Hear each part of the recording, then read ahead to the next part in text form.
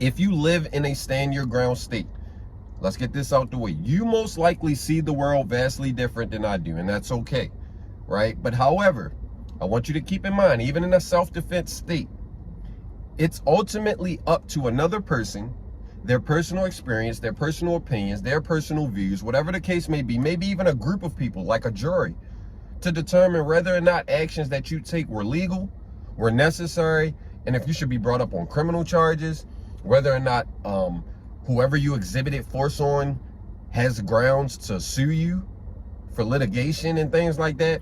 And there have been plenty of cases in the United States where a person was completely cleared for self-defense. Like they did something, it was completely legal, it was ruled self-defense, and the family of the person that they exhibited such action on sued that person and won. Okay, there's so many things that go into this, guys. That's why I made that reel about carrying less than lethal options for security officers and things like that. But this doesn't just apply to security officers, but security officers, you should pay attention. All right, at least here where I live in the state of Maryland, we operate as private citizens. We have the same authority as private citizens, okay? But that's another video in itself. So let's break down self-defense. So understand that, like we said, the Constitution does grant you the right to defend yourself from death or serious bodily injury, but it doesn't necessarily specify, like column A, in this situation you can do this, right?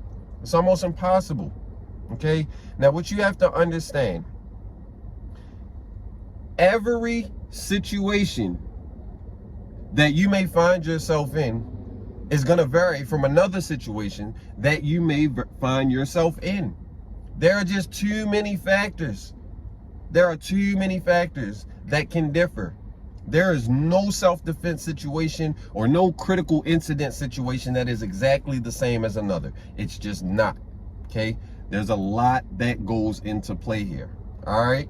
So I submit to you that in order to understand, and I did take notes, guys, I'm reading from my notes because I wanted to make sure I presented this in an organized fashion. So I present to you that in order to understand or make a potentially life-saving decision under the highest level of stress that you'll ever experience in your life, literally fractions of a second is all the time that you'll have to make those decisions.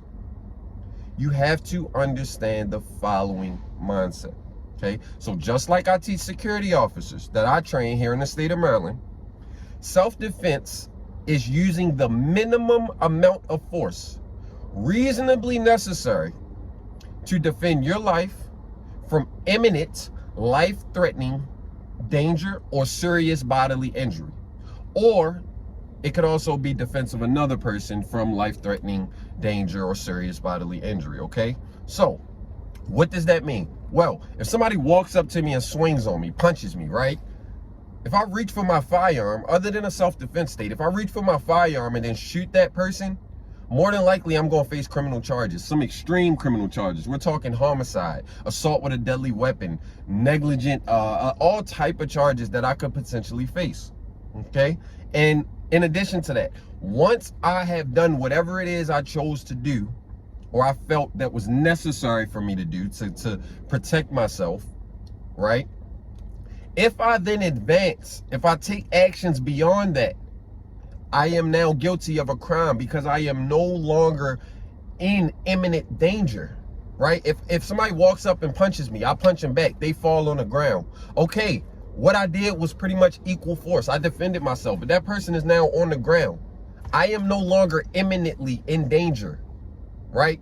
I have an obligation to retreat, at least here in Maryland, that's how it works. Now, in other states, I understand that there's no obligation to retreat sometimes and things like that. I get it, guys. But you want to understand this concept. Now, in the state of Maryland, if a person swings on me, I punch them, they fall, I stand on top of them and start punching them some more, I'm now assaulting that person. Depending on how bad I injure them, I may be as much as attempted murder.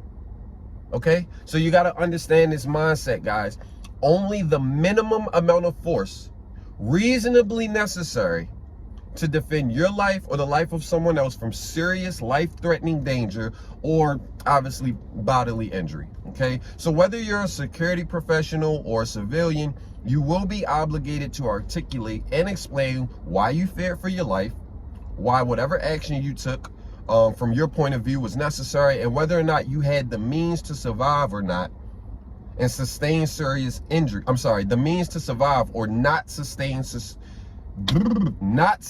serious injury had you not acted in the manner in which you did. It's likely that it'll be up to a prosecutor and then eventually possibly a jury to determine from their personal points of view, your explained point of view, and the actions taken, whether they were legal and necessary. Okay, and these are my notes, guys. This isn't something that I'm like reading off of a prompt or anything like that. These are my notes because I wanted to make sure I did this in an organized fashion. So then the final component that I submit to you is the training, right? What are you trained to handle? Okay, let's say you're standing in a bank and you see somebody pull out a gun and start trying to rob the bank and things like that. If you pull out your gun and try to defend life and property there, are you prepared for a shootout? Are you prepared to identify multiple threats? Because usually when someone does something like rob a bank or rob a store, there's someone waiting in the car. And who's to say that there's not another person? Who's to say that the lady that's ducked down behind the desk acting like she's hiding isn't just acting and she isn't a part of this crime spree, right? So there's so much that goes into self-defense, guys. There's also so much that goes into just pulling out a weapon and doing anything. So here's the 3 takeaways, okay? Number 1, understand the obligation to use only the minimum amount of force necessary to stop an imminent threat to life. Number 2, understand the necessity to get professional training for using self-defense and tactics.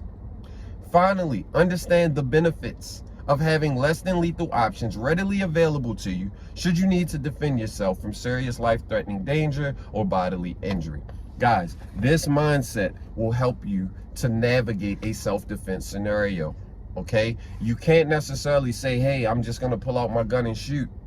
Because if the threat is not equal to that, you're going to have a lot of questions to answer. And there's going to be a lot of consequence if you exceed past the level of necessity. All right, we're not police officers. We're not the military. Even police officers have to explain every bullet that comes out of their firearm, guys. So in conclusion, I submit to you as part 1 of this series that in self-defense, these 3 key points should be your mindset.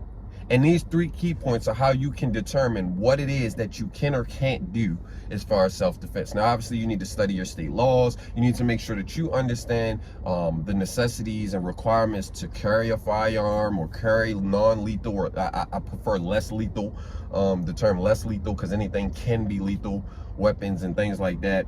And then I do believe from there you can make an informed decision, even in a stressful situation.